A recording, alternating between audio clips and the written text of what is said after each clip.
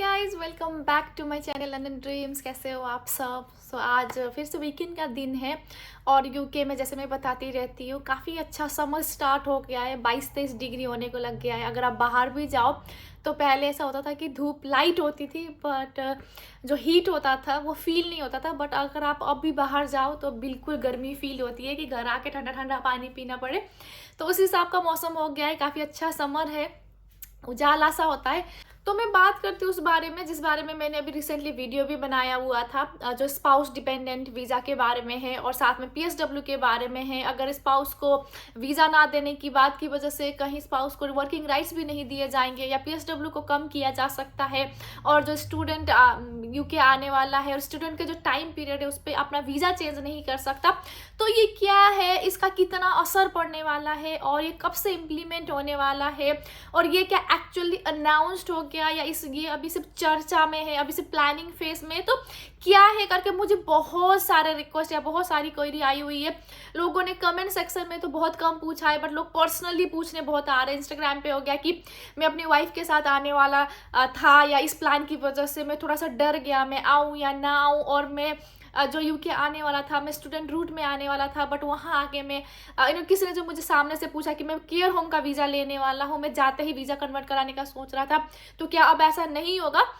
तो काफ़ी लोगों के काफ़ी डाउट्स है। तो मैं इस बारे में एक फिर से वीडियो बनाया है मैंने कि एक क्लियर मैसेज में आपको दे दूं कि एक्चुअल में क्या होने वाला है, क्यों इतनी ज़्यादा पैनिक मची हुई है, हर लोगों ने यही बारे में बात कर रहे, तो इसका असर कैसे पड़ने वाला है और इसका क्या सॉल्यूशन हो सकता है या क्या इम्प्लीमेंटेशन हो सकता है, तो मैं इस बारे में बात करती हूँ। सबसे पहले तो मैं आपको ये बताऊँ, देखो अभी जो न्यूज़ चल रहा है ये तो 100% है कि इस बारे में बात हो रही है। इन्होंने रूल निकाल दिया है कि 2024 जनवरी 2024 से ही जितने भी लोग पीएचडी लेवल के नीचे के एजुकेशन करने आएंगे उनको स्पाउस या डिपेंडेंट वीज़ा नहीं दिया जाएगा। ठीक है, जो कि अंडर ग्रेजुएट में ऑलरेडी आना अलाउड नहीं था, जो होता है मेजरली मास्टर्स के लिए जो आते हैं उस टाइम पे अपने फैमिली को लेके आते हैं, तो वो अब अलाउड नहीं होगा। बीच में एक ये भी हल्ला चला था कि अब भले ही आप अपने फैमिली को लेके आ जाओ बट उन फैमिली मेंबर्स को वर्किंग राइट्स नहीं दिया जाएगा। ठीक है, तो अब ऐसा होगा कि वर्किंग राइट्स भले ही ना दिया जाए, वो लोग जैसे तैसे भी काम कर ही रहे होते, तो उसको भी हटाने के लिए मेजर जो इम्पैक्ट है ना, ये इसलिए नहीं है कि अभी यहाँ पे रिसेशन चल रहा है या अनएम्प्लॉयमेंट रेट ज़्यादा हो गया है। मेजर इशू है कि इमिग्रेशन का जो रेशियो है उसको कम करना है। ठीक है, तो इमिग्रेशन का रेशियो कैसे होगा अगर स्पाउस को ही यहाँ पे आने के लिए मना कर दिया जाएगा। तो उसी के साथ साथ अगर हम पीएसडब्ल्यू भी कम कर दें तो वही लोग आएंगे जो सिर्फ स्टडी करने वाले होंगे, सिर्फ जेन्युइन स्टडी करने वाले जेन्युइन स्टूडेंट होंगे, वही आएंगे, क्योंकि इसका इम्पैक्ट जो पड़ रहा है वो हो रहा है स्किल वर्कर वीज़ा पे। जैसे जिन्होंने मुझे पूछा था कि मेरा मकसद है कि मैं आते ही केयर होम का वीज़ा ले लूँ। ठीक है, तो यूनिवर्सिटी इस चीज़ से बैकआउट कर रही है। जैसे मानो कि अगर आप स्टूडेंट में आते हो, आप एक टर्म का ही पैसा पे करके आते हो, फिर आप अपना वीज़ा कन्वर्ट करा देते हो, आप अपना दूसरा टर्म का पैसा नहीं करते हो, तो यूनिवर्सिटी घाटे में चल रहा है। यूनिवर्सिटी का जो रिपोर्ट होम ऑफिस को पेश करना होता है, तो यूनिवर्सिटी ये पेश कर रही है कि जो स्टूडेंट हमारे पास आ रहे हैं वो 6 महीने के बाद पढ़ाई ही नहीं कर रही है। तो ये रेशियो बदल के आ रहा है या ये रिपोर्ट आ रहा है कि जितने भी इंटरनेशनल स्टूडेंट है, और मेजरली मैं बता दूँ नाइजीरिया, आपका इंडिया और आपका चाइना, ये 3 कंट्री का ऐसा है कि 80% लोग वापस ही नहीं जाते, 40% लोग अपनी स्टडी के ही टाइम पे वीज़ा कन्वर्ट करवा देते हैं। तो उन लोगों को यूनिवर्सिटी ने या फिर होम ऑफिस ने नॉट जेन्युइन, मतलब जेन्युइन स्टूडेंट नहीं है या फेक स्टूडेंट है करके एक लेबल लगा दिया है। तो इस वजह से फेक स्टूडेंट ना आए, इस चक्कर में ये रूल हो सकता है इम्प्लीमेंट करने की बात हो रही हो, बट इसका कोई अभी तक भी, भले ये बात चल रही है बट कोई फाइनल नोटिफिकेशन नहीं आया है। यूकेवीआई के साइट में अभी तक ये अपडेट नहीं हुआ है। ये अपडेट इसीलिए नहीं हुआ है क्योंकि ये जो जितने भी मिनिस्टर्स है वो सब बातें कर रहे हैं बट इसमें यूनिवर्सिटी भी काफ़ी बैकलैश कर रही है, रूल के अगेंस्ट चल रहा है, क्योंकि यूनिवर्सिटी का जो रेवेन्यू है, जो यूनिवर्सिटी का जो कमाई है वो है ही इंटरनेशनल स्टूडेंट की वजह से। 1.5 बिलियन पैसा यूके में आता है सिर्फ एजुकेशन के थ्रू, यूनिवर्सिटी के थ्रू, वो भी इंटरनेशनल स्टूडेंट से।